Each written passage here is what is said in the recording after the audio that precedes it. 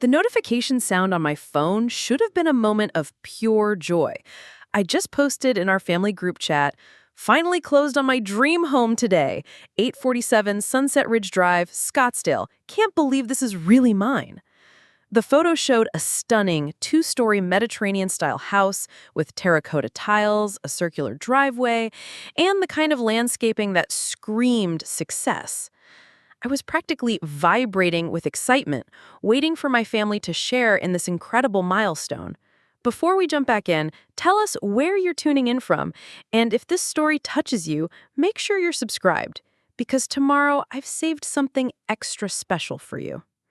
Instead, my sister Carrie's response came through like a slap across the face. Must be nice to have that kind of money to throw around. Some of us have real responsibilities. No congratulations, no excitement for my achievement, just pure venom wrapped in a passive-aggressive bow. But what happened next would change our family dynamic forever. Because Carrie had no idea she was looking at the address of our childhood home, the same house our family lost to foreclosure 10 years ago, the same house where she'd spent countless hours blaming me for not preventing the loss. The house I'd just bought back without telling anyone. My name is Jessica Martinez, and I want you to understand how someone can go from being the family scapegoat to holding all the cards. What started as sharing good news in a family chat was about to become the most satisfying reversal of power I could have ever imagined. Carrie thought she was dealing with the same little sister who used to apologize for existing.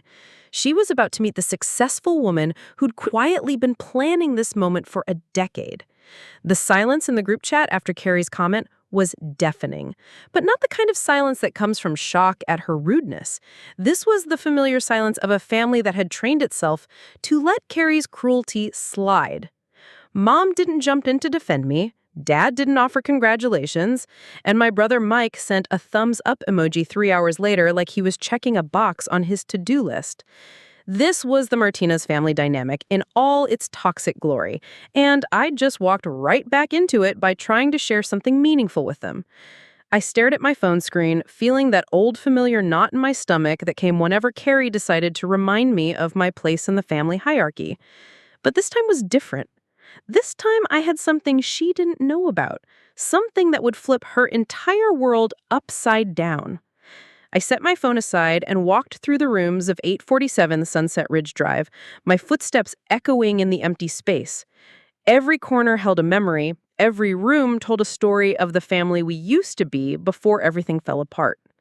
By the time the phone started ringing with what I knew would be Carrie's follow-up attack, I was already 3 steps ahead of her, because while she was busy crafting her next cruel comment, she had no idea that she was actually insulting the new owner of the house where she'd learned to walk, where she'd celebrated every birthday until she turned 16, where she'd cried when her first boyfriend broke up with her. The house that had been ripped away from our family during the foreclosure, creating a wound that had never properly healed. The irony was so perfect, it almost felt scripted. Carrie Martinez Thompson, the golden child who could do no wrong, had just dismissed my success in purchasing the very house she'd spent a decade mourning. The house she still drove by sometimes, according to Mike, just to torture herself with memories of what we'd lost. She had no idea that her despised little sister had spent the last 2 years quietly working with real estate agents, tracking the property through multiple ownership changes, and positioning herself to buy it the moment it came back on the market. I picked up my phone and scrolled back through the group chat, reading Carrie's message again. Must be nice to have that kind of money to throw around. Some of us have real responsibilities. The assumption that my money was somehow unearned, that my success was frivolous, while her choices were noble. This from the woman who'd never worked a full-time job in her adult life, who'd married David Thompson specifically because he could support her lifestyle, who'd spent the last 15 years having her parents pay for everything from car repairs to her kids' private school tuition. But here's what Carrie didn't know about my throwing money around. The house had cost me $1.2 million, which I'd paid in cash from the sale of my software company, the same company I'd built while living in a tiny apartment in Tempe, eating ramen noodles for dinner, and working 18-hour days. The same company that had grown from a simple inventory management app into a comprehensive business solution used by over 10,000 companies nationwide. The same success that had come from years of sacrifice, strategic thinking, and the kind of focused determination that only develops when your own family treats you like a disappointment. While Carrie was busy being a stay at home mom in her comfortable suburban bubble, supported entirely by her husband's dental practice, I was building something that would change my life forever. Not that she'd ever asked about my work or shown any interest in my achievements. To her, I was still the awkward teenager who couldn't do anything right, the family member who is somehow responsible for our collective failures. The narrative had been set years ago, and Carrie had never bothered to update her assumptions about who I'd become. What made this moment even more delicious was the timing. Just 6 months ago, during our last family gathering, Carrie had spent an entire afternoon lecturing me about fiscal responsibility. She'd questioned every purchase I mentioned, from my new car to my vacation to Europe, suggesting that I was being reckless with money while people like her had to worry about real expenses like mortgage payments and children's education costs. She actually said, with complete seriousness, that I didn't understand what it meant to have genuine financial pressure because I was just playing house in my apartment. The memory of that conversation still stung, but now it felt like fuel for what was about to happen. Because while Carrie was busy lecturing me about money management, she had no idea that I was already in negotiations to purchase the house that represented everything our family had lost. She didn't know that I'd been tracking the property for 2 years, waiting for the right moment to strike. She couldn't have imagined that her irresponsible little sister was about to accomplish something that would dwarf every achievement in the Martinez family history. I walked into what used to be Carrie's bedroom, the space where she'd... Preparing and narrating this story took us a lot of time, so if you are enjoying it, subscribe to our channel. It means a lot to us. Now back to the story. Spent countless hours on the phone with friends, planning her social life while I studied downstairs. The room was empty now, but I could still picture her teenage self sprawled across the bed, completely confident in her place as the family favorite. She'd never had to wonder if she was loved or valued. She'd never had to prove herself worthy of attention or respect. That kind of security creates a particular type of blindness, an inability to recognize that other people might be capable of surprising you. The beautiful thing about this situation was that Carrie had actually helped create it. Her years of dismissive comments, her constant undermining of my confidence, her insistence that I would never amount to anything significant had all served as motivation for my success. Every time she'd made me feel small, I'd channeled that energy into my work. Every family gathering where she dominated the conversation while I sat quietly in the corner had reminded me why I needed to build something that would speak louder than words. But the real catalyst had been the foreclosure itself, and more specifically, how our family had handled it. Dad's construction business had been struggling for years, but he'd kept borrowing against the house to keep things afloat. When the housing market crashed and his contracts dried up, the whole financial structure collapsed like a house of cards. The bank moved quickly, and within 6 months, we were packing our belongings and saying goodbye to the only home any of us had ever known. That should have been a moment for family solidarity, for pulling together during a crisis. Instead, it became an opportunity for blame and scapegoating.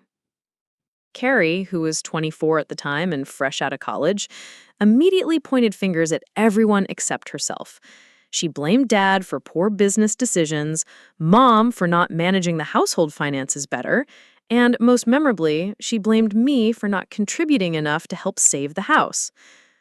Never mind that I was just starting my career as a junior software developer, making barely enough to cover my own basic expenses. If you really cared about this family, she had said during one particularly vicious argument, you would have found a way to help. Other people your age are supporting their families, but you're too selfish to sacrifice anything for us. The accusation had been so unfair, so completely divorced from reality, that it had taken my breath away. I was 22 years old, living paycheck to paycheck, and she was demanding that I somehow produce thousands of dollars to save a house that was already beyond saving? But that moment had also been a gift, though I didn't recognize it at the time. It had shown me exactly where I stood in the family hierarchy and exactly how much support I could expect from them when things got difficult. Carrie's blame wasn't really about money or the house, it was about her need to maintain her position as the family golden child, which required someone else to serve as the scapegoat. I was convenient for that role because I was younger, quieter, and less likely to fight back. What she didn't anticipate was that her cruelty would become my motivation. Every harsh word, every dismissive comment, every assumption that I would never be capable of anything significant had been carefully cataloged in my memory and transformed into fuel for my ambitions.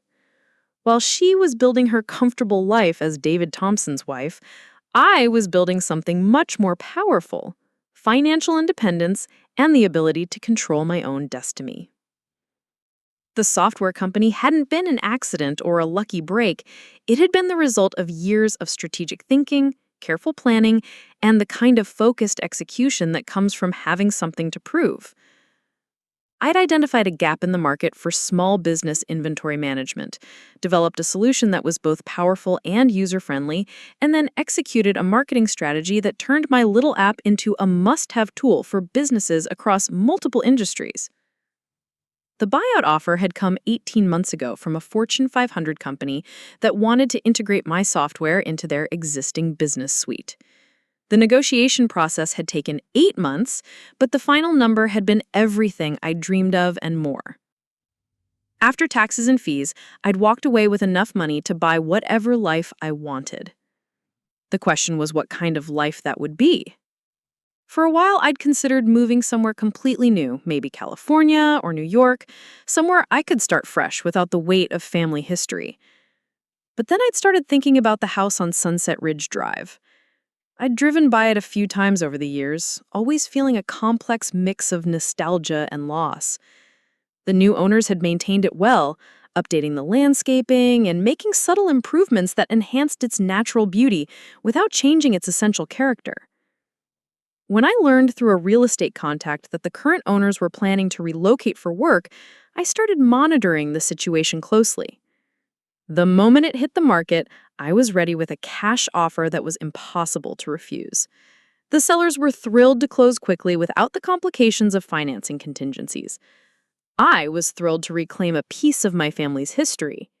And Carrie had no idea that any of this was happening. The purchase had been completed under an LLC I'd created specifically for real estate investments. So even if someone had been curious enough to research the ownership records, they wouldn't have immediately connected it to me. I'd planned every detail carefully, knowing that the reveal would need to be perfectly timed for maximum impact. Sharing the news in the group chat had been step 1. Carrie's predictably cruel response had been step 2. Now came the fun part. I opened my laptop and pulled up the group chat on the larger screen, rereading the entire exchange. My original message with the photo and address, Carrie's nasty response, and then nothing. Nobody else had said anything, which was typical for our family's conflict avoidance patterns. They'd all seen Carrie's comment, they all knew it was inappropriate, but nobody was willing to call her out on it. This was the dynamic that had allowed her behavior to continue unchecked for decades. But this time, their silence was actually working in my favor. It meant that nobody had looked closely at the address yet. Nobody had recognized it. When they did, the shock would be even more profound because they'd all been complicit in Carrie's cruelty through their inaction. They'd all chosen to let her attack me rather than standing up for what was right. And now they were all about to learn that her target was far more powerful than any of them had realized. I smiled as I typed my response, keeping the tone light and casual. Thanks for the warm congratulations, everyone. I'm especially excited about this particular house because it has such sentimental value. Can't wait to show you all around once I'm settled in. Carrie, you're gonna love seeing how much it's changed since you were last here. The message was perfectly crafted to plant a seed of confusion without revealing too much too quickly. Carrie would read, "Since you were last here," and start trying to figure out what I meant. Had she been to this address before? Why would I think she'd been there? The wheels would start turning, but slowly, the way they always did when Carrie was forced to think about something other than herself. I hit send and then closed the laptop, deciding to let the message marinate for a while before checking for responses. The beauty of this approach was that it let them create their own tension. Carrie would see the message and start wondering what I meant. Mom and Dad would see it and possibly start thinking about the address more carefully.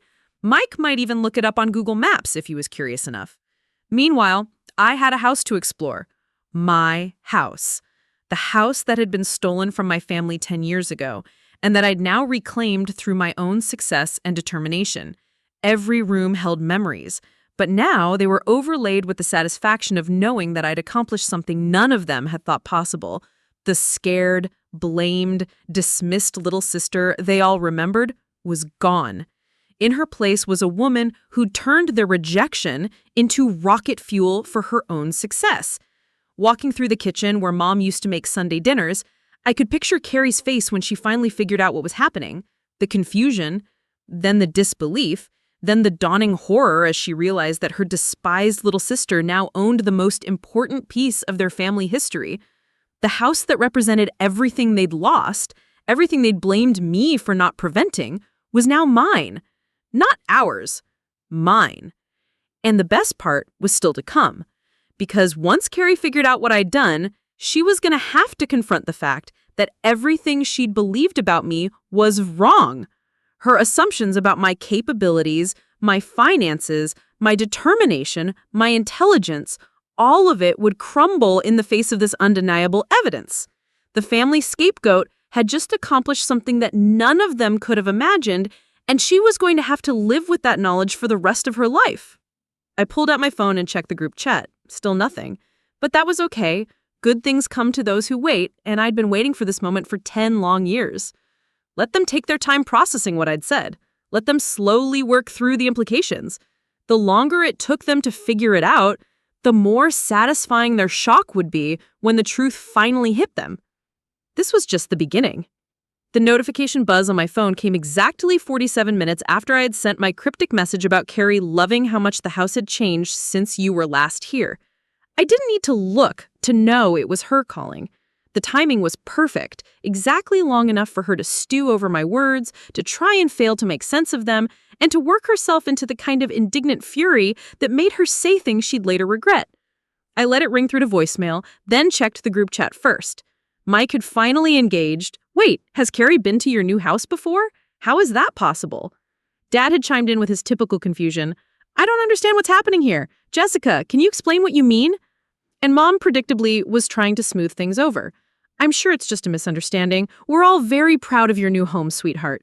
But Carrie's response was the one that made me smile.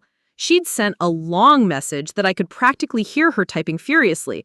I have no idea what you're talking about, Jessica. I've never been to Scottsdale in my life, and I certainly haven't been to whatever overpriced house you've decided to waste your money on. Stop trying to create drama where none exists. Some of us have actual problems to deal with instead of playing games on family chats.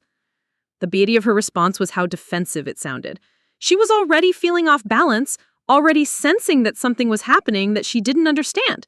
The mention of Scottsdale was particularly telling because she was right. Technically, she'd never been to this house while it was in Scottsdale, but she'd lived here for 16 years when it was just our family home in what we always called the Mesa area, before the neighborhood boundaries had shifted and the address had been redesignated. The property lines hadn't changed, but the municipal boundaries had, which meant the same physical house now had a different city designation. I played the voicemail she'd left, and her voice was tight with barely controlled anger. Jessica, I don't know what kind of mind games you think you're playing, but I'm not interested. If you have something to say to me, say it directly, instead of making cryptic comments that don't make any sense. I've never been to your house. I don't know why you think I have. And frankly, I don't appreciate being dragged into whatever fantasy you're constructing. The irony was delicious. Carrie probably spent more time at 847 Sunset Ridge Drive than any other address in her entire life. She'd eaten thousands of meals here, slept in the upstairs bedroom for over a decade, brought boyfriends here to meet our parents, hosted sleepovers with her friends, and cried in the driveway the day we'd been forced to move out. But because she couldn't connect the address to her memories, because the house had been transformed and redesignated, she genuinely believed she'd never been here. I decided to let the tension build a little more before revealing the truth. The longer she spent trying to figure out what I meant, the more devastating the realization would be when it finally hit her. So I crafted another carefully worded response. "Oh, Carrie, I think you're going to remember this place once you see it in person. Maybe you should drive by sometime. I think it might trigger some childhood memories for you?" The response was immediate and explosive. My phone started ringing within 30 seconds, and when I didn't answer, she called again. Then again. The group chat lit up with her increasingly frantic messages. "What childhood memories, Jessica? What are you talking about? I grew up in Mesa, not Scottsdale. Are you having some kind of breakdown?" Mike jumped in, clearly confused. "Jess, I'm not following this either. Can you just explain what you mean?" And Dad, with his typical bluntness, "This is getting ridiculous. Someone needs to explain what's going on here." But I wasn't ready to end the suspense yet. Instead, I sent a photo of the front entryway, carefully cropped to show just the distinctive archway and the hand-painted tile work that Dad had installed himself when I was 17. 12. It was a detail that anyone who'd lived here would recognize instantly, but subtle enough that it might take a moment for the memory to surface. "Recognize this tile work?" I typed. Dad always was proud of his craftsmanship. The silence in the group chat stretched for nearly 10 minutes. I could picture them all staring at the photo, something nagging at the back of their minds but not quite clicking into place. The tile work was distinctive, a geometric pattern in blues and terracotta that Dad had painstakingly designed and installed during one of his ambitious home improvement phases. He'd worked on it for weeks, coming home from job sites and spending his evenings carefully placing each tile, determined to create something beautiful for his family. Carrie had always loved that entryway. As a teenager, she'd posed for countless photos against that archway, using it as a backdrop for homecoming pictures and graduation shots. She'd run her fingers over those tiles thousands of times, but now she was staring at them through her phone screen with no recognition at all. Finally, Mike broke the silence. "That does look familiar. Dad, didn't you do tile work like that somewhere?" And Dad's response sent a chill through the group chat. "That looks exactly like the work I did on our old house." "But that's impossible." Now Carrie was starting to panic. Her next message came through in all caps. "What old house? What are you talking about?" I could practically feel her heart racing as the pieces started to fall into place. The address she hadn't recognized, the childhood memories I'd mentioned, and now tile work that looked exactly like something from their past. But she still wasn't quite there yet, still couldn't make the final connection that would blow her world apart. Mom was the first to voice what they were all starting to think. "Jessica, honey, that tile work looks just like what your father put in at our old house on Maple Street. But that house was foreclosed on years ago." "Actually," I typed back, enjoying every second of this revelation, "it wasn't on Maple Street. It was at 847 Sunset Ridge Drive. Same house, different street designation after the city boundary changes. Same beautiful tile work Dad installed when I was 12. Same house where Carrie lived from birth until she was 24. Same house we lost to foreclosure 10 years ago. The house I just bought back." The silence that followed was deafening. I could imagine them all sitting in their respective homes staring at their phones, trying to process what I just told them. Carrie, who had dismissed my career, sneered at my frivolous spending, had just learned that I'd purchased our childhood home. The house that represented the most traumatic financial loss in our family's history was now mine. Not ours. Mine. The first response came from Mike. "Holy shit, Jess, are you serious?" Then Dad, "You bought our old house? How is that even possible?" Mom, "Oh my God, Jessica, I can't believe it." But Carrie's response was the one I'd been waiting for. and it didn't disappoint. "This is impossible. That house was worth like $800,000 when we lost it. There's no way you have that kind of money. You're lying." Even faced with photographic evidence and confirmation from the rest of the family, she couldn't accept that her dismissed little sister had accomplished something this significant. Her worldview simply couldn't accommodate the reality that I'd not only succeeded financially, but had done so to a degree that dwarfed anything anyone in our family had ever achieved. "Actually," I replied, "it was $1.2 million. I paid cash. No financing needed." That message hit the group chat like a bomb. $1.2 million in cash. The little sister they had all written off as the family underachiever had just casually mentioned having more than $1 million in liquid assets. The sister who Carrie had lectured about fiscal responsibility, who she had accused of not understanding real financial pressure, had just revealed wealth that put all of them to shame. Mike was the first to recover. "Jesus, Jess, what the hell do you do for work?" "I built and sold a software company.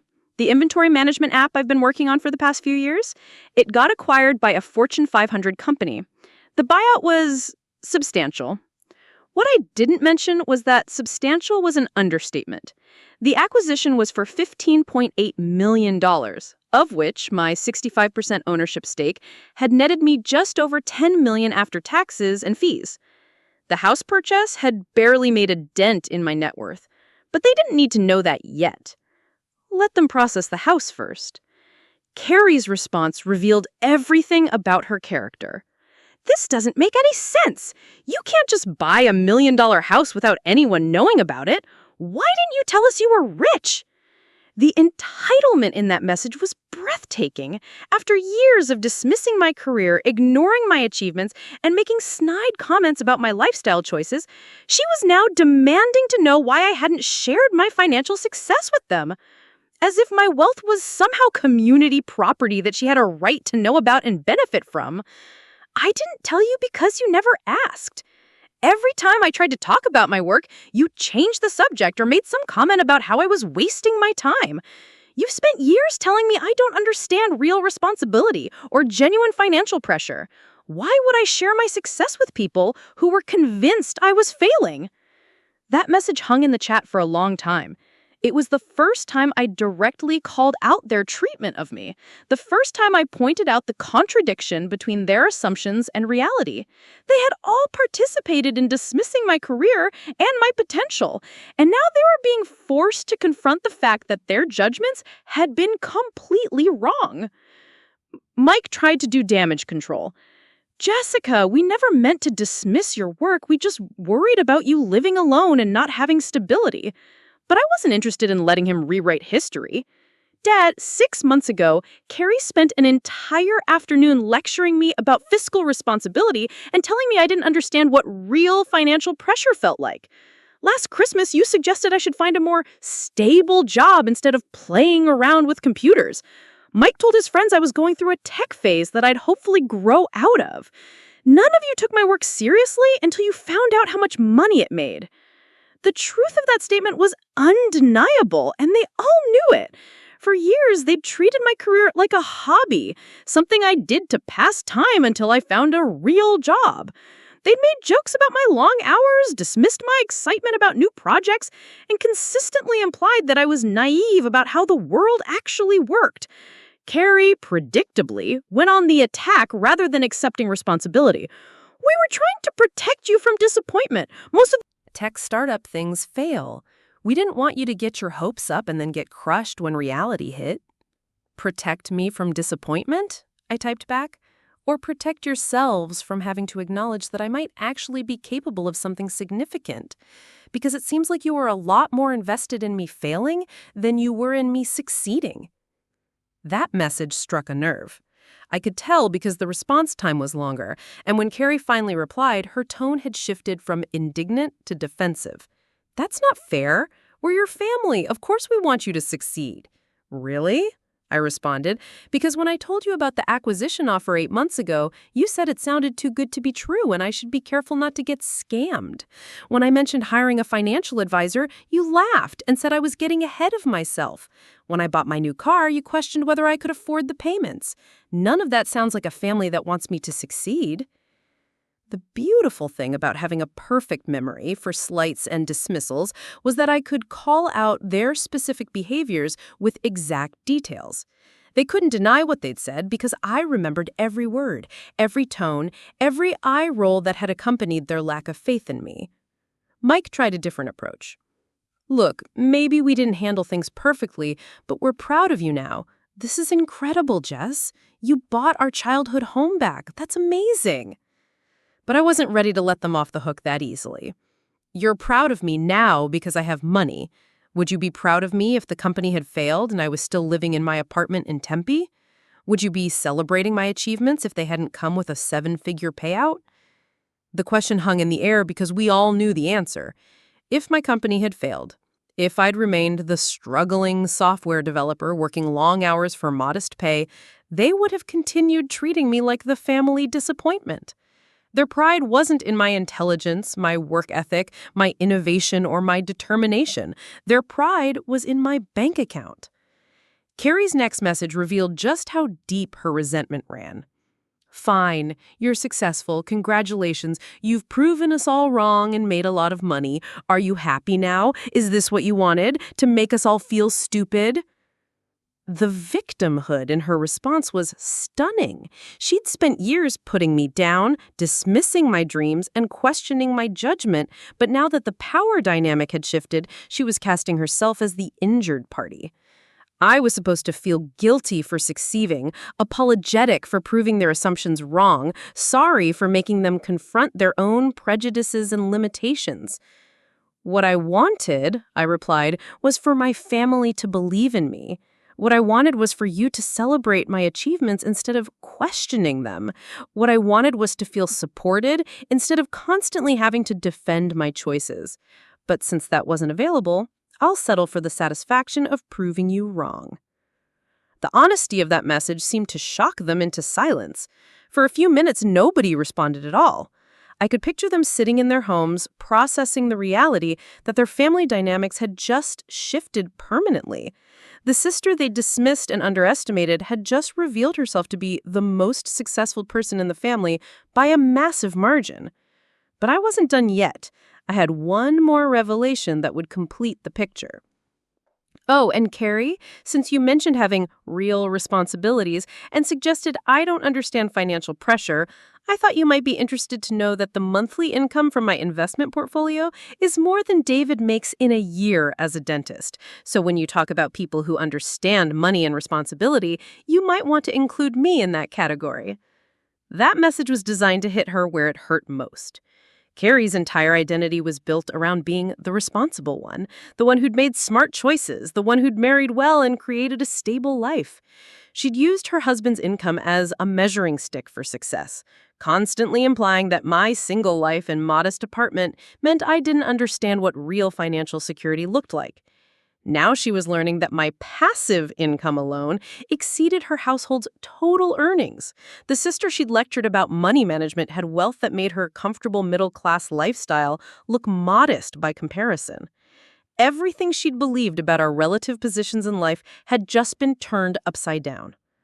The group chat went silent again, but this time the silence felt different. It wasn't confusion or shock. It was the silence of people who were finally understanding that they'd fundamentally misunderstood someone they'd known their entire lives. They were realizing that their assumptions, their judgments, and their treatment of me had been based on completely false premises. The family disappointment had become the family success story, and they were going to have to live with the knowledge that they'd been wrong about me in every possible way. The best part was that this was just the beginning. Now that the truth was out, now that they understood the reality of my situation, we could start having honest conversations about our family dynamics.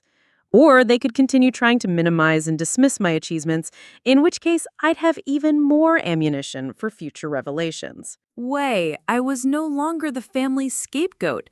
I was the person with the power, the resources, and the ability to shape how our relationships would work going forward. And that shift in dynamic was going to change everything. The silence in the group chat stretched for over an hour after I had revealed that my monthly investment income exceeded David's annual salary as a dentist. I could imagine each of them sitting with their phones, refreshing the conversation, waiting for someone else to respond first. The magnitude of what they'd learned was sinking in, and none of them knew how to process it. Their fundamental understanding of our family hierarchy had just been obliterated, and they were struggling to rebuild their worldview around this new information. When responses finally started trickling in, they revealed everything about each person's character. Mike was the first to break the silence, and his message was exactly what I'd expected. Okay, this is wild. Jess, I had no idea you were doing this well. I knew your app thing was going okay, but this is next level. Can you teach me about investing? Always looking for an angle, always thinking about what he could get out of a situation. Mike had never shown any interest in my work when he thought it was just a modest side project, but now that he understood the financial rewards, suddenly he wanted mentorship. Dad's response came 20 minutes later, and it was pure Robert Martinez. I don't understand how all this happened so fast. Last time we talked about your work, you were just selling some software to small businesses. How did that turn into millions of dollars? He wasn't questioning the truth of what I'd said, but he couldn't comprehend how someone could build that kind of wealth without him noticing. In his mind, real success was supposed to be visible, measurable in ways he could understand. Construction projects, physical assets, things you could point to and quantify. Mom tried to smooth things over, as always. We're so proud of you, honey. I wish you'd felt comfortable sharing this with us sooner. We could have celebrated your success together. But even her attempt at reconciliation revealed the problem. She was focusing on my failure to share rather than their failure to support. In her version of events, the issue wasn't that they dismissed and undermined me for years, it was that I'd been secretive about my achievements. But Carrie's response was the one that revealed just how deep her resentment and entitlement ran. When it finally came, 3 hours after everyone else had weighed in, it was a masterpiece of passive-aggressive manipulation. Well, I guess we all know where we stand now. Some people get lucky with timing and market conditions, and they think that makes them better than everyone else. I hope all that money brings you the happiness you're clearly looking for, Jessica. Some of us measure success differently. The audacity of that message was breathtaking. After years of making me feel inadequate about my career choices, after dismissing my achievements and questioning my judgment at every turn, she was now trying to reframe my success as luck and my desire for recognition as shallow materialism.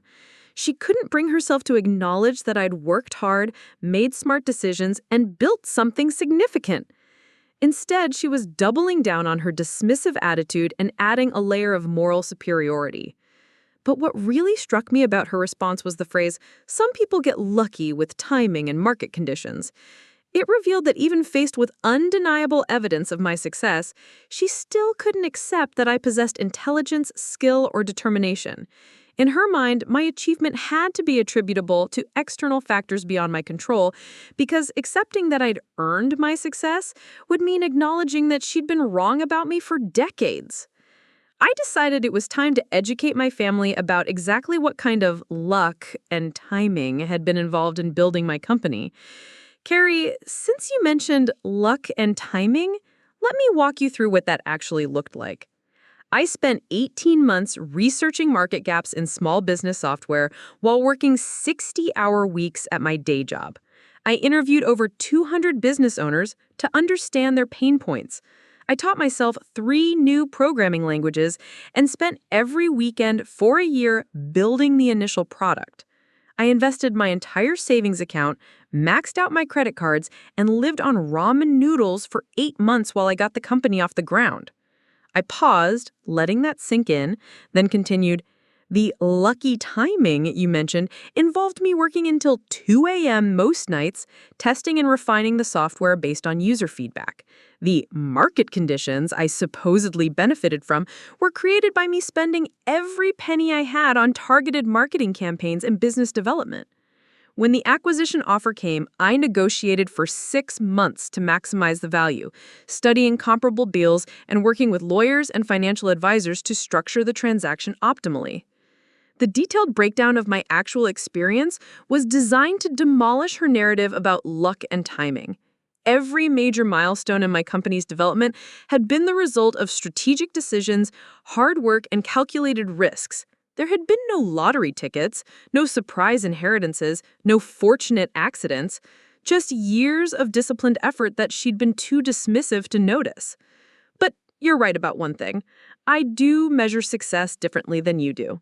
I measure it by building something that didn't exist before, by solving problems for thousands of business owners, by creating jobs for the 37 people who worked for my company.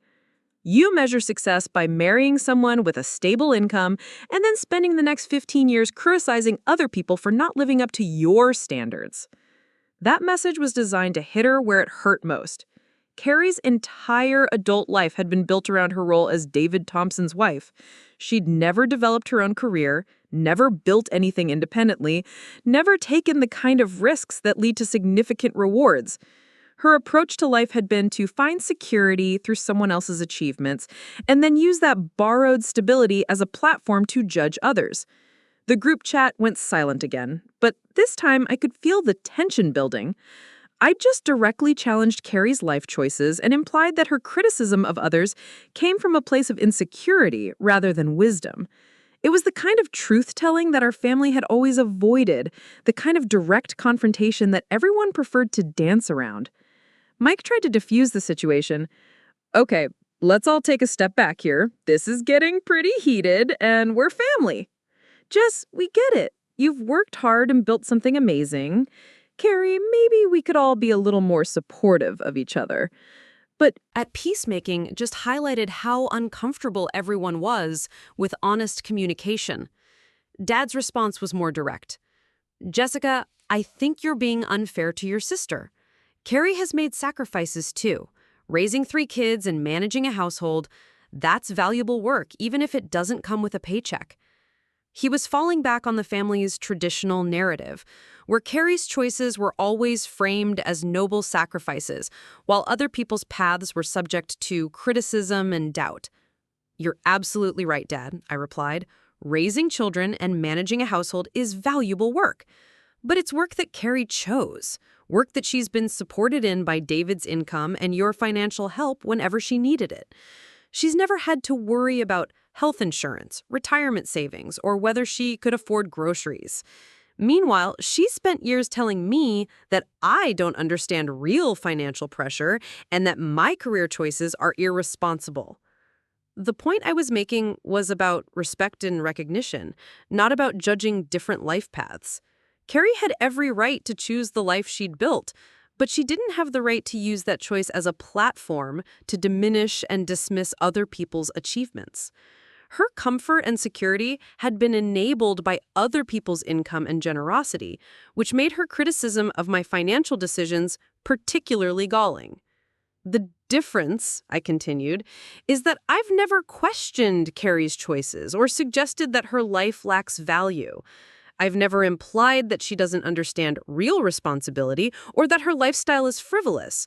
I've never made her feel inadequate about her decisions or patronized her about money management. But she's done all of those things to me, repeatedly, for years. That message laid out the fundamental asymmetry in our relationship. I'd been respectful of her choices, even when I didn't understand them, while she'd been dismissive of mine, even when she didn't bother to learn about them. The problem wasn't our different life paths. It was her need to elevate herself by putting me down. Carrie's response revealed that she was finally starting to understand the scope of what had happened. I never meant to hurt your feelings, Jessica.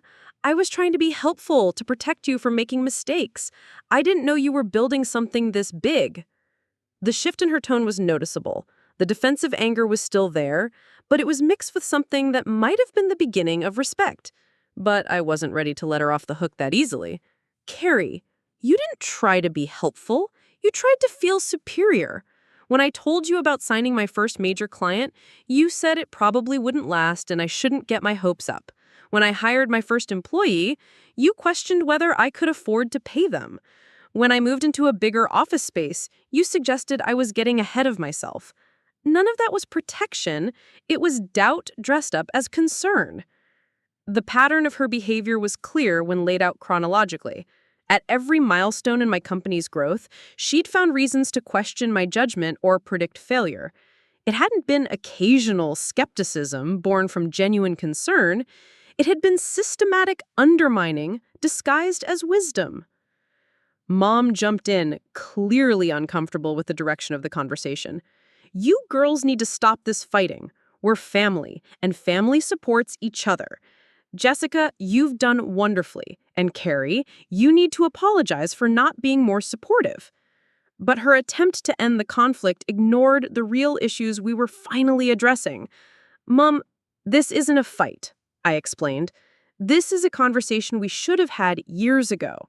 The reason I didn't share my success with you is because you've all spent so much time convincing me that I was likely to fail. When people consistently expect you to fail, you stop including them in your victories. That message got to the heart of why our family relationships had become so strained. It wasn't that I'd become secretive or withdrawn by nature. It was that I'd learned to protect my achievements and aspirations from people who seemed invested in diminishing them. Their lack of faith had created the very distance they were now complaining about. Dad tried a different approach. Maybe we made some mistakes, but we're your family. We love you, and we want to support you going forward. Can't we put the past behind us and start fresh? It was typical Robert Martinez reasoning. Acknowledge minimal responsibility, focus on moving forward, avoid any detailed examination of what had gone wrong. I'm willing to start fresh, but only if we're honest about what fresh means. It means no more comments about my spending being frivolous or my career being unstable. It means no more lectures about financial responsibility from people who've consistently underestimated my financial acumen. It means recognizing that I've built something significant and treating me with the respect that achievement deserves. The terms I was laying out weren't unreasonable, but they represented a fundamental shift in our family dynamics. I was no longer willing to be the target of their projections and insecurities. I was no longer willing to accept criticism from people who hadn't bothered to understand what they were criticizing. Mike responded first. That seems fair. I think we all need to adjust our assumptions about a lot of things. He was already calculating how this new dynamic might benefit him, probably thinking about investment advice or business opportunities. Dad took longer to respond. You're right that we didn't understand what you were building. I'm proud of what you've accomplished, and I'll try to do better going forward. It wasn't a complete acknowledgement of responsibility, but it was more than I had expected from him. Mom's response was emotional. I just want us all to be close again. I hate that you felt like you couldn't share your success with us. We've missed out on so many important moments with you. She was focusing on the relationship repair, which was typical for her, but she was also acknowledging that their behavior had real consequences. But Carrie's response would determine whether real change was possible. I need some time to think about all of this. I'm clearly not understanding something about this situation, and I don't want to say the wrong thing again. It wasn't an apology, but it was an acknowledgement that her perspective might be flawed. I decided to give her the space she was asking for. Take all the time you need. I'm not going anywhere, and neither is the house. When you're ready to visit, I'd love to show you what I've done with the place. The invitation was genuine, but it was also a subtle reminder of the power dynamic shift. She would be visiting my house, on my terms, when I chose to welcome her. The conversation wound down after that. With everyone claiming they needed time to process what had happened, But I knew that the real processing would happen in private conversations between family members, in phone calls where they tried to make sense of what they'd learned and figure out how to adjust their behavior going forward. Walking through the house that evening, I felt a complex mix of satisfaction and sadness. The satisfaction came from finally being seen and recognized for who I'd become. The sadness came from realizing how much time and energy I'd wasted trying to earn validation from people who'd been determined not to give it. But there was also hope.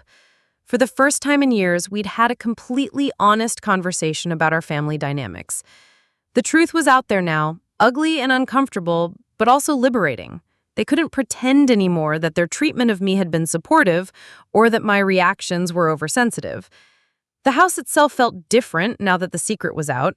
It was no longer a symbol of past trauma or a hidden trophy of personal victory.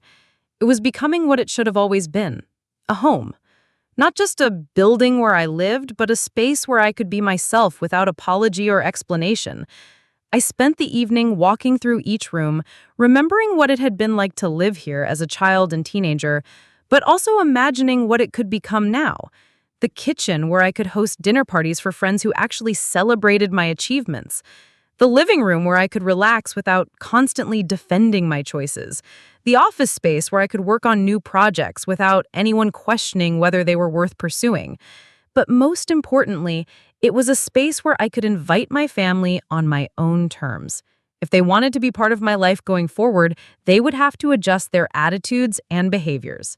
They would have to learn to see me as I actually was, rather than as they'd assumed I would always be. The next morning brought a surprise. A text message from Carrie, sent at 6:47 a.m. I drove by the house last night. I sat in the driveway for about 20 minutes, just looking at it. I can't believe you bought it back. I can't believe you were able to do something I never imagined was possible. I think I owe you more than an apology. I think I owe you some respect. It wasn't a complete acknowledgement of everything that had happened between us, but it was a start. The fact that she'd driven over in the middle of the night, that she'd sat in the driveway processing the reality of what I had accomplished, suggested that she was finally beginning to understand the magnitude of her misconceptions about me. My response was carefully considered. The door is always open when you're ready to see the inside. But Carrie, I need you to understand that this isn't about proving you wrong or making you feel bad. It's about building something better going forward. I don't need you to grovel or pretend the past didn't happen. I just need you to see me clearly and treat me with respect. Her reply came quickly. I want to do better. I want to understand who you really are instead of who I thought you were. Can I come over this weekend? I'd like to see what you've done with our old room. The reference to our old room was telling. We'd shared a bedroom until I was 10 and she was 14, when Dad had finished the basement and I'd moved downstairs to have my own space. It had been one of the few times in our childhood when my needs had been prioritized, and Carrie had resented it at the time. Now she was remembering it as something we'd shared rather than something she'd lost. Saturday afternoon works, I replied. Come hungry. I'll cook lunch and we can talk about everything. The invitation felt like a risk, but it also felt necessary. If our relationship was going to change, it would require more than text message exchanges and group chat revelations. It would require sitting in the same room, looking each other in the eye, and having the kind of honest conversation we'd been avoiding for decades. But this time, we'd be having that conversation in my house, at my table, on my terms. And that shift in context would make all the difference in the world. Saturday morning arrived with the kind of crisp Arizona sunshine that made everything feel possible. I'd spent Friday evening preparing for Carrie's visit, not just cooking, but also deciding how much of my transformation I wanted to reveal. The house itself would tell part of the story, but there were deeper changes in my life that she couldn't see just by walking through renovated rooms. The question was whether she was ready to understand the full scope of what her dismissal had cost our relationship and what genuine reconciliation would require. I'd decided to cook the same meal Mom used to make for special occasions when we were kids, her famous enchilada casserole with homemade salsa verde and Mexican rice. It was comfort food that carried emotional weight, a deliberate choice to ground our conversation in shared memories while also demonstrating that I could create the warmth and hospitality our family had once provided. The irony wasn't lost on me that I was cooking our mother's recipes in our childhood kitchen, but as the successful adult our parents had never imagined I could become. Carrie arrived exactly on time, which surprised me. She'd always been chronically late to family gatherings, treating other people's schedules as suggestions rather than commitments. But she knocked on the front door at precisely 2 p.m., and when I opened it, I could see she'd put thought into her appearance. She was dressed nicely, but not formally, and she was carrying a bottle of wine that probably cost more than she usually spent on gifts. "Thank you for having me," she said, and her voice carried a nervousness I'd never heard before. "I drove a Pinot Grigio. I remember you mentioned you liking white wine at Mom's birthday dinner last year." The fact that she'd remembered a casual comment from months earlier was significant. Carrie had never been someone who paid attention to other people's preferences, especially not mine. But here she was, demonstrating that she'd actually been listening to me, at least occasionally, even when she'd seemed dismissive of everything I said. "That's perfect," I replied, stepping aside to let her in. "I've got lunch almost ready, but first, would you like the full tour?" She nodded, but I could see her hesitating at the threshold. This was the house where she had spent the first 24 years of her life, but it was also my house now, and she was entering it as a guest rather than a family member with automatic access. The shift in dynamic was palpable, and I could tell she was struggling to navigate it. The changes I'd made to the house were significant, but respectful. I'd updated the kitchen with modern appliances and granite countertops, but I'd kept the original cabinetry that Dad had built himself. The living room had new furniture and a fresh coat of paint. But the built-in bookshelves and the fireplace surround remained exactly as they'd been. I'd enhanced what was beautiful about the original house, while updating what was outdated. "It's incredible," Carrie said as we walked through the main floor. "It feels like home, but also like something from a magazine. You've kept all the things that made it special." Her observation was more perceptive than I'd expected. I had deliberately preserved the elements that held emotional significance while upgrading the purely functional aspects. The house was both a restoration of our family history and a reflection of my personal taste and financial capability. When we reached the kitchen, she stopped at the island where she'd spent countless hours doing homework while Mom cooked dinner.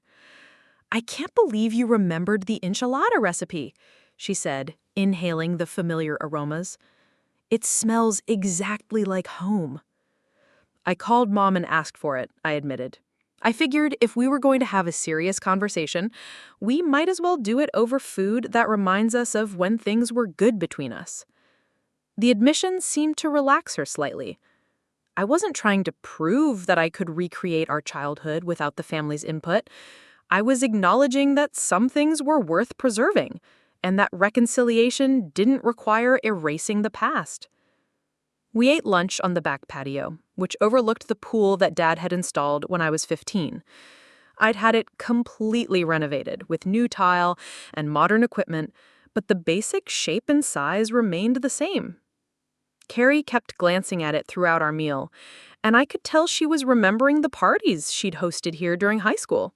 The family barbecues, the lazy summer afternoons when our biggest worry was whether we had enough sunscreen. "This is surreal," she finally said, setting down her fork. "I keep expecting Dad to come around the corner asking who moved his tools, or Mom to start fussing about whether we're drinking enough water." "I thought about that too," I replied. "But you know what I realized? Those memories aren't tied to them owning the house. They're tied to us being a family. And we can still be a family, just with different roles and dynamics." The comment was carefully chosen. I wasn't suggesting that we could go back to the way things were, because the way things were hadn't worked for me. But I was leaving the door open for us to create something new and healthier. Carrie was quiet for a long time, staring at the pool, before she spoke again. "Jessica, I need to tell you something, and I need you to let me finish before you respond. I nodded, curious about what she felt compelled to confess. I've been jealous of you for years. Not of your success, because I didn't know about that, but of your independence. You've always been able to just do things, make decisions, take risks, change direction when something wasn't working. I've spent my entire adult life being afraid to make any move that might upset the stability I've built. The honesty of her admission caught me off guard. I'd expected defensiveness or attempts to justify her past behavior, not this kind of vulnerable self-reflection. When David and I got married, I thought I was choosing security and happiness. And I was, in a lot of ways. But I also chose a life where I couldn't afford to fail at anything, because failure would threaten not just me, but my kids' stability too. So I became this person who criticizes other people's risks because I'm terrified of taking any myself. The psychological insight was more sophisticated than I'd given her credit for. She was connecting her treatment of me to her own fears and limitations, taking responsibility for projecting her anxieties onto my choices. When you talked about your work, it reminded me of all the things I'd wanted to try, but talked myself out of. I had ideas for a photography business, thoughts about going back to school, dreams about traveling and writing, but they all seemed too risky, too likely to disrupt the life I'd built. So instead of supporting your risks, I tried to make you as afraid as I was. The admission was both painful and illuminating. Carrie's criticism of my career hadn't been based on genuine concern for my well-being. It had been based on her own regret about the dreams she had abandoned in favor of security. My willingness to take risks had been a constant reminder of her own risk aversion. When you succeeded, she said, her voice getting quieter, it forced me to confront the fact that maybe I could have succeeded too if I'd been braver. Maybe the risks I was so afraid of weren't as dangerous as I'd convinced myself they were. I sat with her words for a moment, processing the complexity of what she'd shared. This wasn't just an apology for treating me badly. It was an acknowledgement that her treatment of me had been rooted in her own self-doubt and fear. "Thank you for telling me that," I said finally. "It helps me understand a lot about our relationship. But Carrie, I need you to understand something too. Your fear of risk doesn't excuse the way you treated me, but it does help to explain it. And if you're ready to work on that fear, maybe we can build something better between us." She looked at me with surprise. "You're not angry about what I just told you?" "I'm sad about it," I replied honestly. "I'm sad that you've spent years being afraid of your own potential. I'm sad that your fear made you want to limit mine. But I'm not angry, because anger won't help either of us move forward." The response seemed to surprise her. She probably expected me to be vindictive or to use her vulnerability against her. Instead, I was offering understanding and support, which was clearly not what she had anticipated.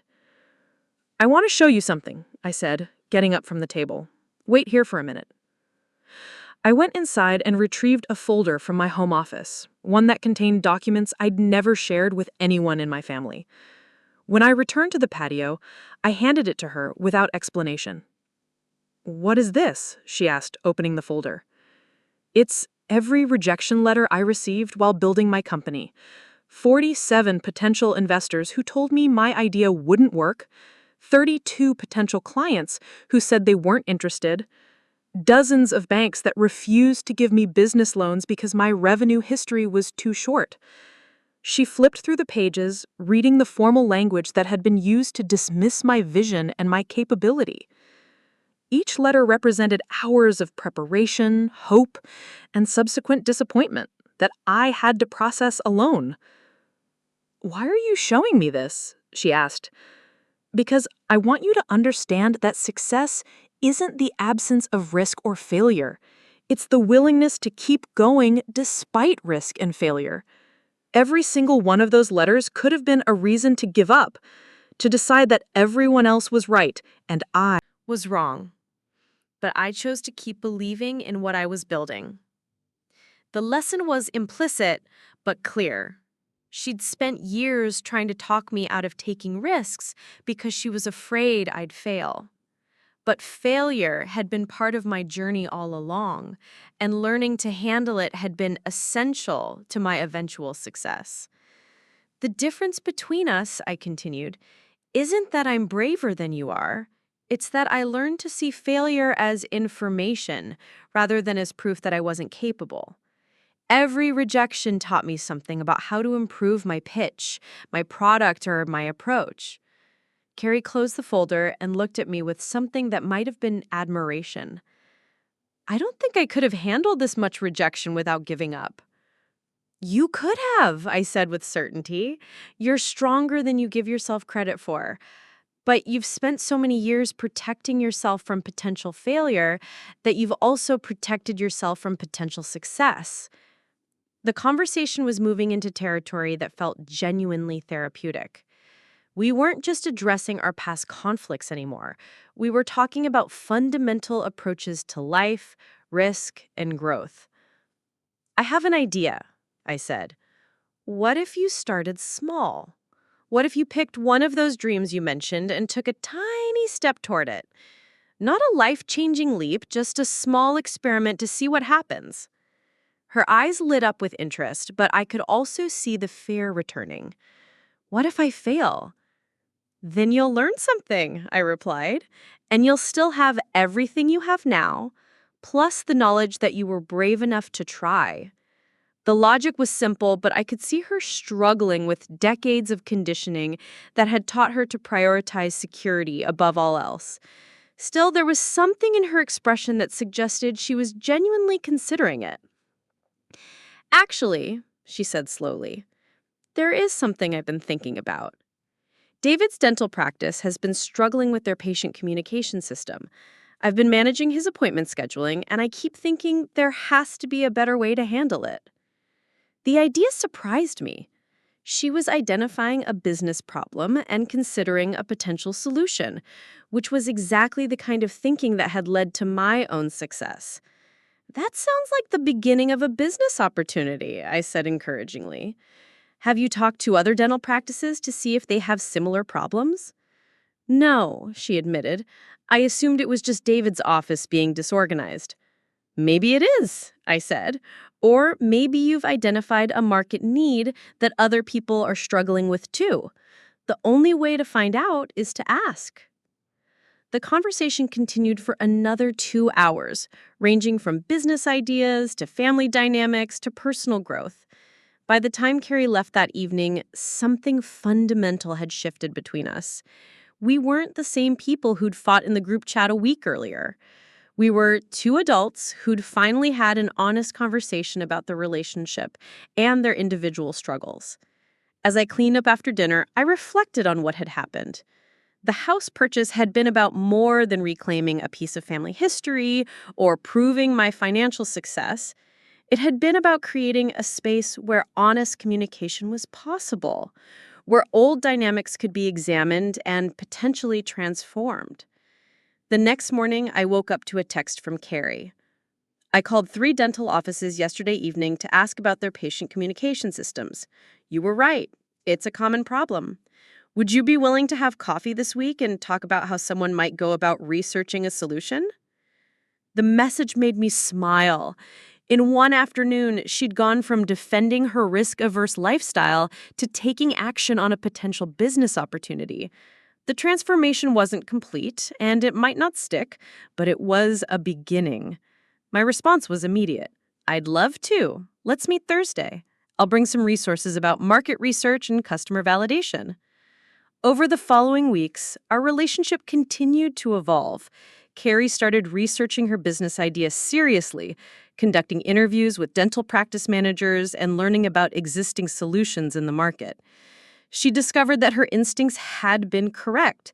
There was indeed a gap in the market for better patient communication tools designed specifically for small dental practices. More importantly, she started approaching our family interactions differently. She stopped making assumptions about other people's choices and started asking questions instead. She began celebrating achievements rather than finding reasons to diminish them. The change wasn't perfect or instant, but it was genuine and sustained. The other family members noticed the shift too. Mom commented that family gatherings felt more relaxed, less fraught with unspoken tensions. Dad started asking me questions about business and investing, showing genuine interest in my expertise rather than dismissing it. Mike actually followed through on his request for investment advice, and I helped him set up a diversified portfolio with his savings. But perhaps the most significant change was in how I felt about being part of the family. For the first time in years, I looked forward to family gatherings rather than dreading them. I could share good news without worrying about how it would be received. I could be myself without constantly defending my choices. The house on Sunset Ridge Drive had become what I'd always wanted it to be, a place where I felt truly at home. Not because of the building itself, though I loved every corner of it, but because of the relationships I'd been able to rebuild within its walls. 6 months after the group chat revelation, Carrie launched her dental practice communication software as a beta product with 3 local practices. The solution wasn't revolutionary, but it was effective, and the practices reported significant improvements in patient satisfaction and administrative efficiency. She'd found her own path to professional fulfillment while maintaining the family stability that was important to her. During the launch celebration dinner, which I hosted at the house, she pulled me aside with an observation that encapsulated everything that had changed between us. "You know what I realized?" she said. "I spent so many years being afraid that your success would make me look like a failure by comparison. But actually, your success has inspired me to define my own version of success. I don't need to build $1 million company or buy houses with cash. I just need to build something that matters to me." The insight was profound and represented genuine growth. She'd moved from seeing success as a zero-sum competition to understanding it as an individual journey with multiple valid paths. "I'm proud of you," I told her, and I meant it completely. Not because you started a business, but because you decided to stop being afraid of your own. Potential. Standing in the kitchen where we'd eaten countless childhood meals, where we'd fought and reconciled and grown up together, I realized that buying back the house had accomplished something far more valuable than financial revenge or personal vindication. It had created the possibility for genuine healing and transformation within our family. The little girl who'd been blamed for the family's financial troubles had become the woman who brought the family back together. The sister who'd been dismissed and underestimated had become a source of inspiration and support. The house that had been lost to foreclosure had become the foundation for rebuilding relationships that were stronger and more honest than they'd ever been before. Sometimes the best revenge isn't revenge at all. Sometimes it's becoming so successful and confident in your own worth that you can afford to be generous with the people who failed to see your potential. Sometimes it's creating something so beautiful from the ashes of past trauma that everyone involved gets a chance to heal and grow. The house on Sunset Ridge Drive would always be a symbol of my success and determination.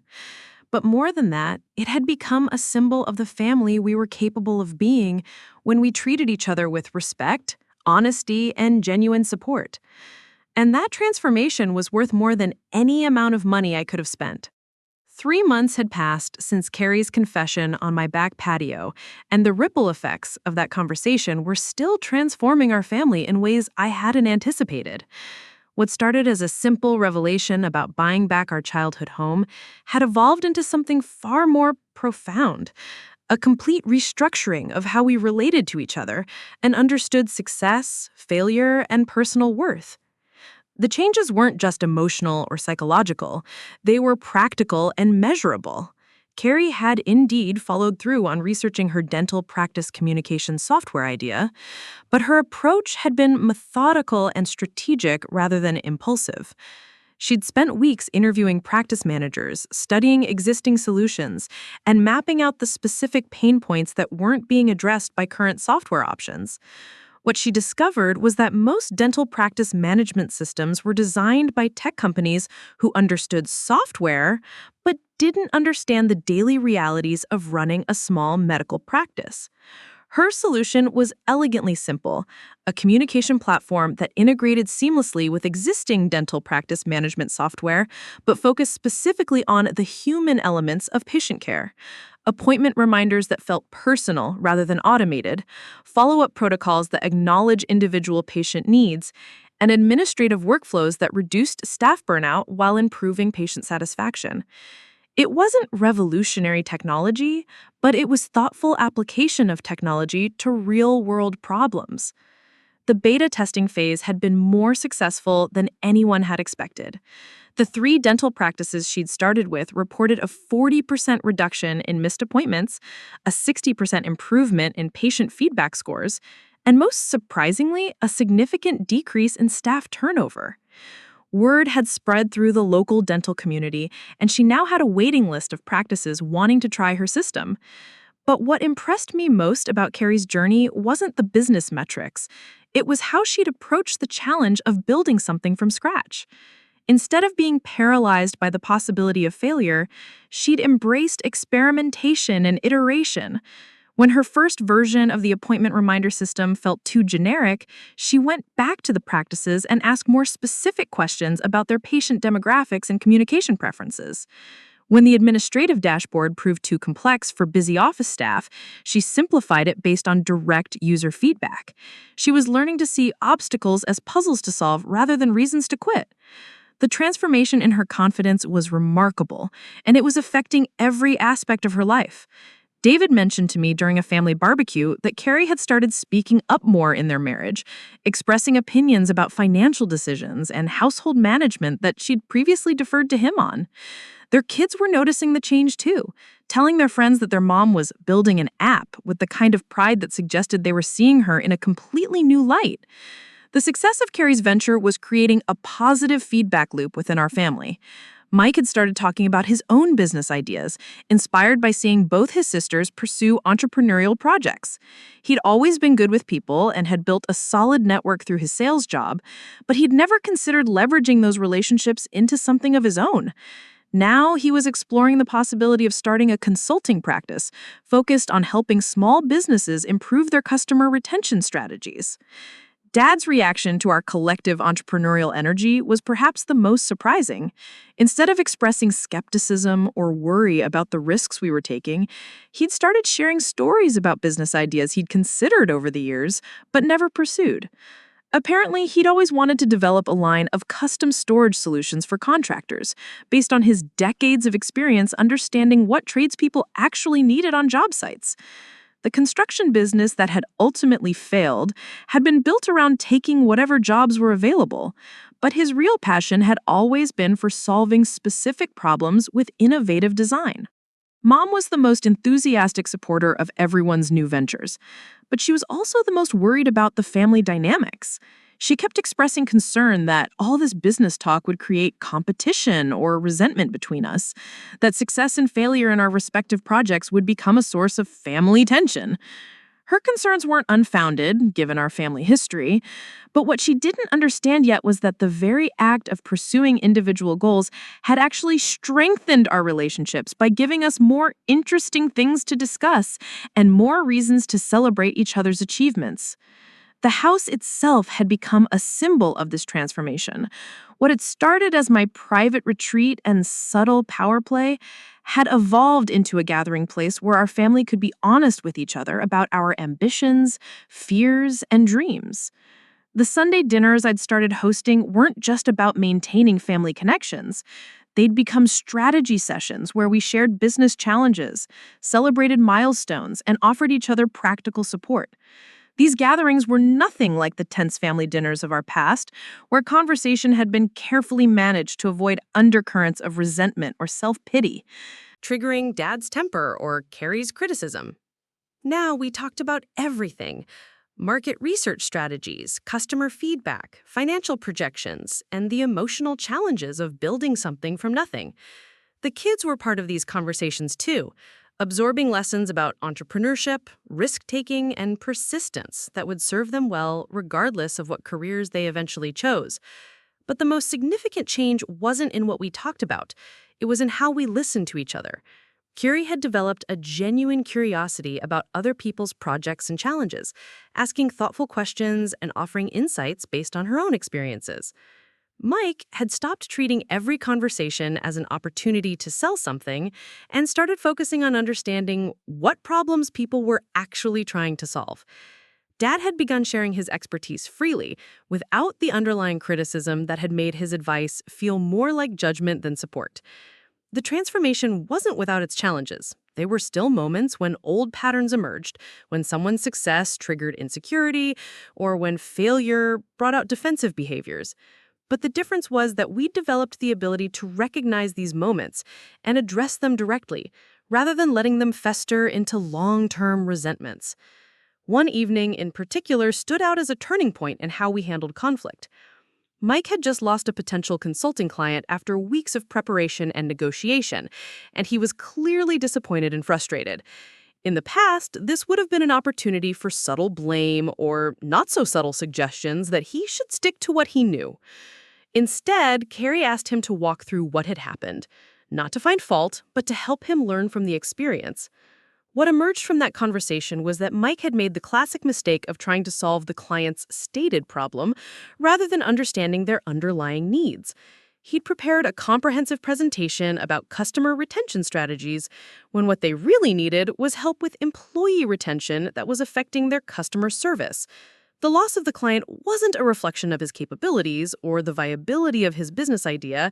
It was a lesson about the importance of asking better questions during the discovery process. The conversation that followed was exactly the kind of supportive, problem-solving discussion that had been missing from our family interactions for decades. Everyone contributed insights based on their own experiences with customer research and needs assessment. Dad shared stories about construction projects that had gone wrong because he'd assumed he understood what the client wanted without asking enough questions. I talked about early mistakes I'd made in product development by building features that seemed logical to me but didn't address actual user pain points. By the end of the evening, Mike had not only processed his disappointment, but had also developed a new approach to client discovery that would help him avoid similar misunderstandings in the future. More importantly, he'd experienced what it felt like to be supported through failure rather than criticized for it. The lesson wasn't just about business strategy. It was about what family support could look like when people were genuinely invested in each other's success. These kinds of interactions were becoming the new normal, but they required constant intention and awareness. We were all unlearning decades of defensive communication patterns and replacing them with more constructive approaches. It was hard work, but it was also deeply satisfying. For the first time in my adult life, I felt like I had a family that truly understood and supported who I was becoming rather than who they thought I should be. The financial aspects of our respective ventures were creating interesting dynamics. Carrie's software was generating modest but growing revenue, enough to validate the concept and fund further development, but not enough to replace David's income as their primary source of financial security. She was navigating the balance between growing her business and maintaining the family stability that had always been her priority, but she was doing it with confidence rather than fear. Mike's consulting practice was still in the early stages, with more potential clients than signed contracts, but he was building momentum through referrals and repeat engagements. He discovered that his natural relationship-building skills were particularly valuable in helping businesses understand why their customers were leaving and what changes might convince them to stay. Dad had started sketching designs for his contractor storage solutions, researching manufacturing options and potential distribution channels. He wasn't ready to leave construction entirely, but he was exploring whether his ideas might be viable as a side business that could eventually become something larger. The collective entrepreneurial energy in our family was creating opportunities for collaboration that none of us had anticipated. Carrie's experience with software development was helping Dad understand how to research manufacturing options and validate market demand. Mike's networking skills were opening doors for both his sister's businesses. My experience with scaling operations and managing growth was valuable for everyone as their projects moved from concept to implementation. But the most valuable thing we were sharing wasn't business expertise. It was emotional support for the inherent uncertainty and vulnerability of building something new. Every entrepreneur deals with moments of doubt, periods when progress seems impossible, and the temptation to give up and return to safer options.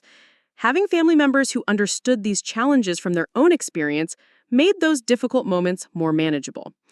The house had witnessed all of these transformations, from the initial shock of the group chat revelation to the gradual rebuilding of trust and respect between family members. The physical space itself seemed to encourage honesty and openness in ways that other settings didn't. Maybe it was because we all had such deep emotional connections to the house that pretense felt inappropriate, or maybe it was because I'd created an environment where people felt safe to be vulnerable. Whatever the reason, the Sunday dinners at Sunset Ridge Drive had become something special, not just for our immediate family, but for the broader community we were building around our respective ventures.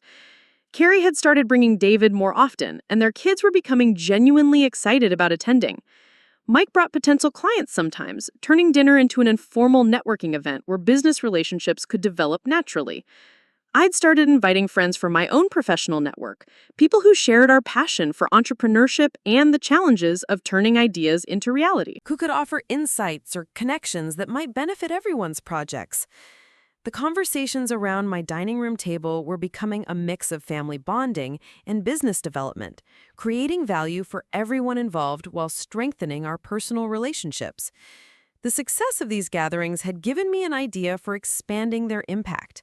I was considering launching a formal networking group for family-owned businesses and solo entrepreneurs, using the house as a venue for monthly meetings that would combine professional development with community building. The idea was still in the early planning stages, but it felt like a natural evolution of what we'd already created organically. The irony wasn't lost on me that the house I'd bought as a private retreat and symbol of personal achievement was becoming a hub for community building and collective success.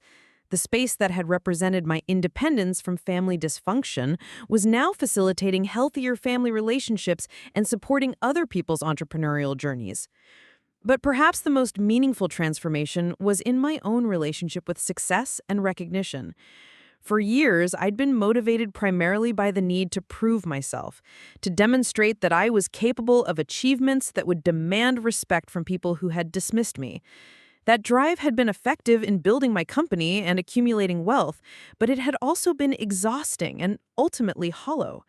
Now, my motivation was shifting toward creating value for other people and contributing to their success.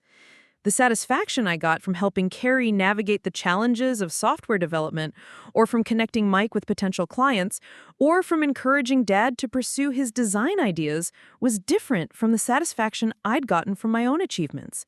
It was less about validation and more about purpose. This shift in motivation was changing how I thought about my own next steps professionally. The financial security from my company's acquisition meant I didn't need to work for money anymore, which created both freedom and uncertainty about how to spend my time and energy. I'd been considering various options, from angel investing in other people's startups to developing new software solutions for underserved markets. But the experiences of the past few months had clarified something important about what kind of work felt meaningful to me. I was most energized when I was helping other people identify and develop their potential, when I was creating systems and environments that enabled success, rather than just achieving success for myself. The networking group idea felt like it could be a way to scale that kind of impact beyond just my immediate family. I'd started sketching out a business plan for what I was calling the Phoenix Collective, a membership organization that would provide resources, mentorship, and networking opportunities for entrepreneurs who were building businesses while managing family responsibilities. The focus would be on sustainable growth strategies that didn't require sacrificing personal relationships or individual well-being. The concept was inspired by watching Carrie balance her software development with her responsibilities as a mother and wife, and by seeing how our family's support system had accelerated everyone's progress. Most entrepreneurship resources were designed for people who could work 18-hour days and make business their only priority. But that approach wasn't viable for people who had other important commitments and values. The Phoenix Collective would offer a different model, one that recognized that sustainable success required integrating business goals with personal values and family responsibilities.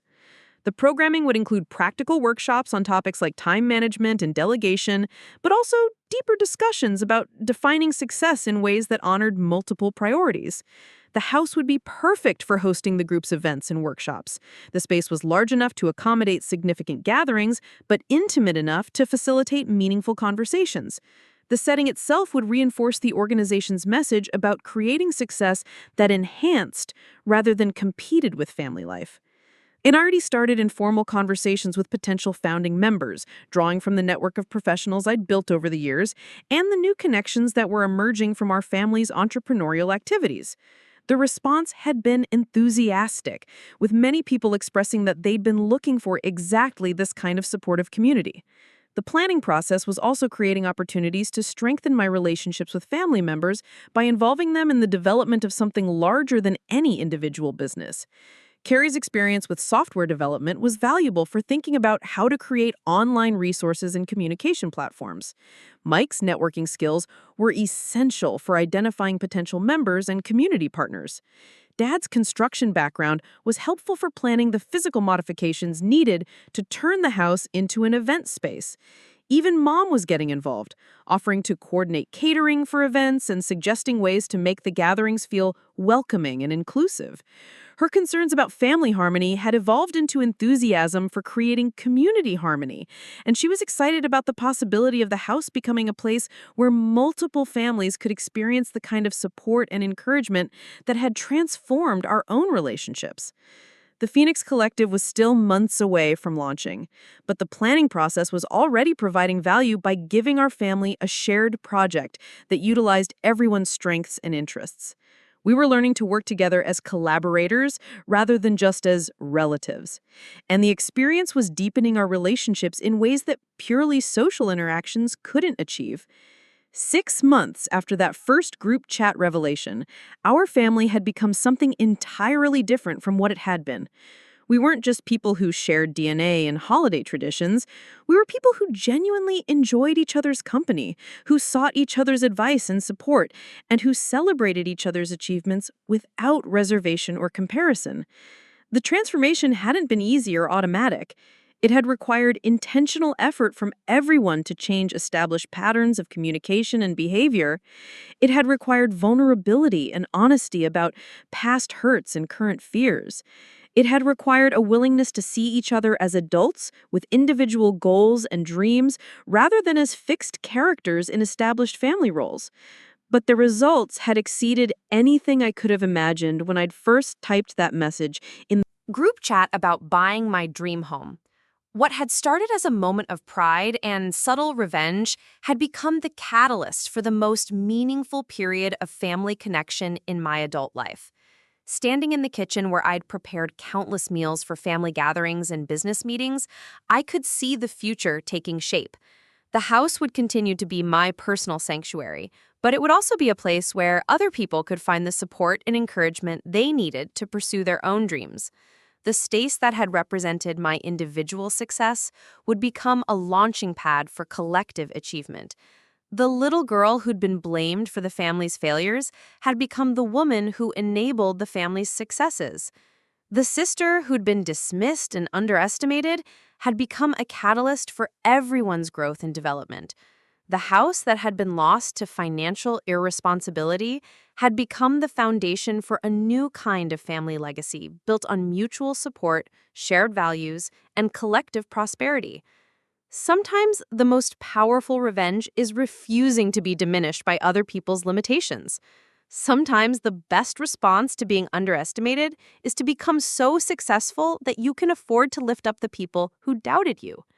Sometimes the greatest victory is transforming pain into purpose and using your own healing to facilitate healing for others. The house on Sunset Ridge Drive would always represent one of my greatest personal achievements.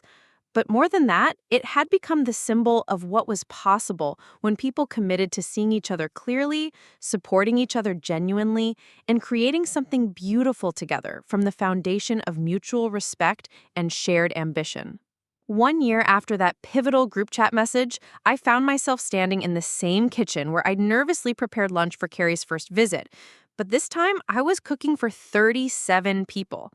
The Phoenix Collective's inaugural launch event was about to begin, and the house that had once symbolized my isolation from family dysfunction had been transformed into a bustling headquarters for community empowerment and entrepreneurial support. The transformation of the space itself told the story of everything that had changed in our lives. The formal dining room had been converted into a collaborative workspace with modular furniture that could be reconfigured for different types of meetings. The living room now featured a presentation area with professional audiovisual equipment for workshops and speaker events. The back patio had been expanded with weatherproof seating areas that could accommodate both intimate strategy sessions and larger networking gatherings. But the most significant changes weren't architectural. They were relational and psychological, evident in the energy and interactions of the people filling every corner of the house. Carrie was leading a breakout session on customer discovery techniques, sharing insights she'd gained from her dental software business with a group of aspiring entrepreneurs who hung on every word. Her confidence as a speaker and teacher was remarkable, considering that 18 months earlier, she'd been too afraid to pursue any business idea at all. Mike had evolved into the collective's unofficial director of business development, using his natural networking abilities to identify potential members and strategic partnerships. He developed a system for matching entrepreneurs with complementary skills and resources, creating collaboration opportunities that were already generating measurable results for multiple member businesses. His own consulting practice had grown beyond his initial projections, but more importantly, he'd found genuine satisfaction in facilitating other people's success. Dad had surprised everyone by becoming one of the collective's most popular workshop leaders. His sessions on project management and resource optimization drew from decades of construction experience, but his teaching style was patient and encouraging rather than critical or demanding. The contractor storage solutions he'd been sketching had evolved into a small manufacturing operation that was generating steady income while allowing him to maintain his construction work. More significantly, he'd discovered that he genuinely enjoyed mentoring other entrepreneurs who were trying to build businesses around practical problem solving. Mom had appointed herself the official hostess and logistics coordinator for all collective events, a role that utilized her natural warmth and attention to detail while giving her a sense of purpose that had been missing since we'd all become adults. She'd developed systems for member onboarding, event planning, and communication that were surprisingly sophisticated. Her pride in contributing meaningfully to our collective success was evident in everything from her careful attention to catering details to her enthusiasm for introducing new members to the community. The launch event itself was the culmination of 6 months of intensive planning and preparation, but it was also a celebration of how dramatically our family dynamics had evolved. Instead of the competitive undercurrents and subtle criticism that had characterized our past gatherings, there was genuine collaboration and mutual support. We were working together towards shared goals while respecting each other's individual contributions and expertise.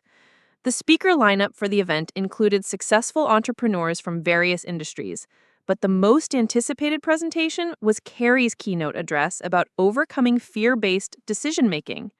Her journey from risk-averse stay-at-home mom to successful software entrepreneur had resonated with many of the collective's founding members, particularly women who were trying to build businesses while managing family responsibilities. Watching her deliver that presentation was an emotional experience for me. The sister who once dismissed my career ambitions as realistic fantasies was now inspiring other people to pursue their own dreams with courage and determination. She spoke openly about the years she'd spent criticizing other people's risks because she was too afraid to take any herself, and about how learning to reframe failure as education had changed her approach to every aspect of life. Her message wasn't just motivational rhetoric, it was practical guidance based on lived experience, complete with specific strategies for identifying and managing fear-based thinking patterns. She shared the techniques she'd developed for breaking large goals into manageable experiments, for building confidence through small wins, and for creating support systems that encourage persistence through inevitable setbacks. The audience response was enthusiastic, but what struck me most was the quality of the questions people asked during the discussion period. These were Superficial queries about quick fixes or easy solutions. They were thoughtful explorations of complex psychological and practical challenges that demonstrated genuine engagement with the material. One woman asked about maintaining motivation during the long periods between initial idea and meaningful revenue, sharing her own struggles with a consulting business that was slowly gaining traction but not yet profitable. Carrie's response drew from her own experience with the months of software development before she had her first paying customer. But she also facilitated a broader discussion that included insights from other members who had navigated similar challenges. A man in his 50s asked about overcoming the fear of failure when the stakes felt particularly high because of family financial responsibilities. His question sparked a conversation about different definitions of failure and success, with multiple members sharing perspectives on how to pursue growth opportunities without compromising essential security. These discussions were exactly what I'd envisioned when I first conceived the Phoenix Collective.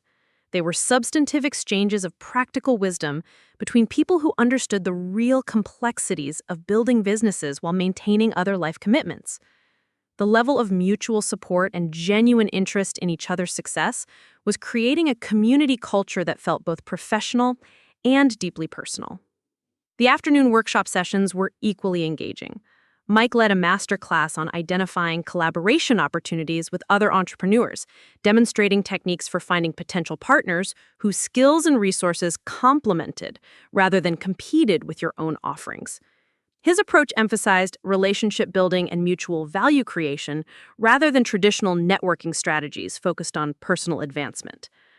Dad's workshop on resource optimization attracted a diverse group that included both service-based consultants and product-based businesses. His decades of experience managing construction projects had given him insights into efficiency and waste reduction that translated surprisingly well to other industries. More importantly, his teaching style encouraged participants to think systematically about their operations while remaining flexible enough to adapt when conditions changed. I facilitated a session on scaling operations without sacrificing quality or personal well-being, drawing from my own experience growing my software company, as well as the mistakes I'd observed other entrepreneurs making in their pursuit of rapid expansion. The focus was on sustainable growth strategies that honored both business objectives and individual values. But the most powerful session was an informal roundtable discussion about family dynamics and entrepreneurship. The conversation was led by several members who had experienced various challenges balancing business ambitions with family relationships, and it generated insights that went far beyond typical business advice. One couple shared their experience of working together on a business venture while maintaining a healthy marriage, including specific strategies for separating business disagreements from personal conflicts. A single father talked about involving his teenage children in age-appropriate aspects of his business development, using entrepreneurship as a vehicle for teaching life skills and work ethic. Several members discussed the challenge of gaining family support for business ventures, sharing stories that ranged from enthusiastic encouragement to active discouragement. The common thread in the most successful approaches was clear: communication about goals and realistic expectations, combined with respect for family members who preferred more traditional career paths. The discussion inevitably touched on my own family's transformation, though I tried to keep the focus on general principles rather than personal details. What I did share was the importance of addressing underlying relationship dynamics rather than just business logistics when family support becomes an issue. Many entrepreneurship challenges that appear to be about money or time are actually about communication patterns and mutual respect. As the afternoon progressed and the formal programming concluded, the event transitioned into an open networking period where members could continue conversations that had started during the workshops. The energy in the house was remarkable, with small groups forming and reforming around different topics and interests. The back patio was buzzing with discussions about potential partnerships and collaboration opportunities. The living room hosted several impromptu mentoring conversations between experienced entrepreneurs and newer members who were just beginning their journeys. The kitchen had become an informal advice center where people shared practical tips about everything from bookkeeping software to social media marketing. What impressed me most was how organically these interactions were developing.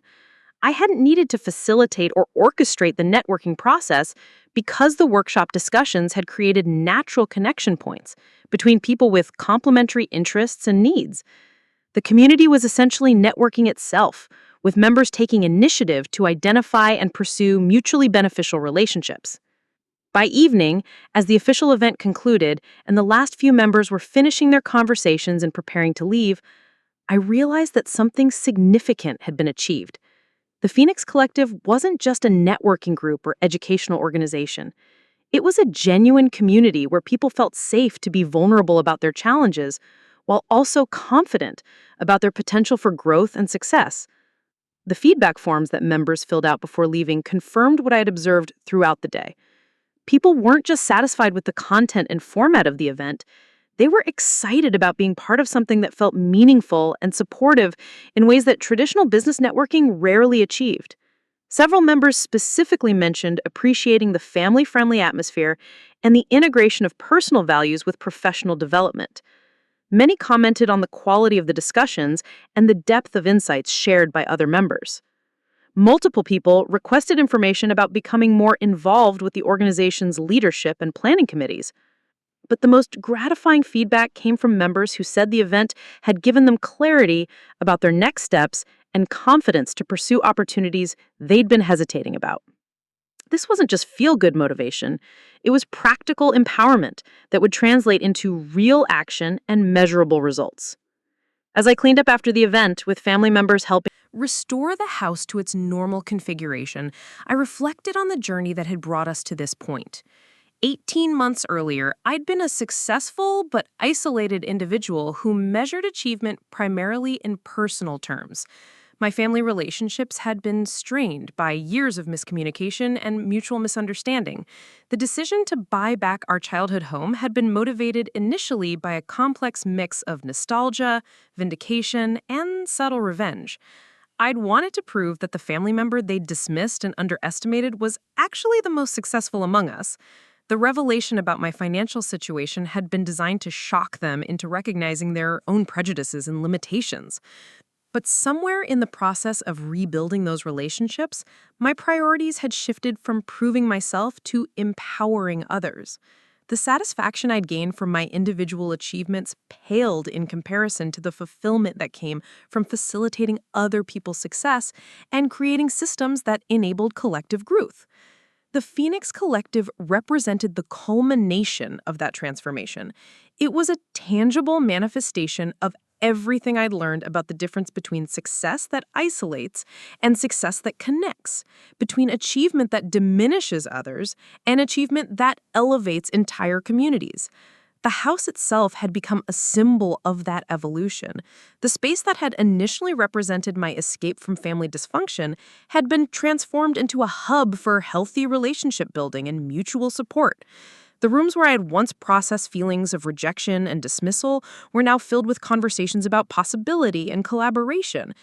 But perhaps most importantly, the organization was creating a model for entrepreneurship that honored both individual ambition and collective well-being. Too many business success stories were built on narratives of sacrifice and isolation, of choosing professional achievement over personal relationships and community connections.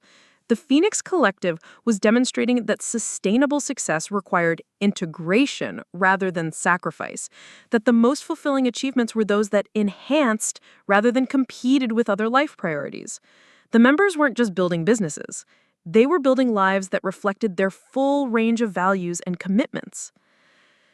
As I turned off the lights and locked the doors after that inaugural event, I felt a profound sense of completion and anticipation. Completion because I'd finally created something that utilized all of my experiences, both the painful and the triumphant, in service of a purpose larger than personal advancement. Anticipation because the community we'd launched had the potential to impact far more lives than I could influence individually.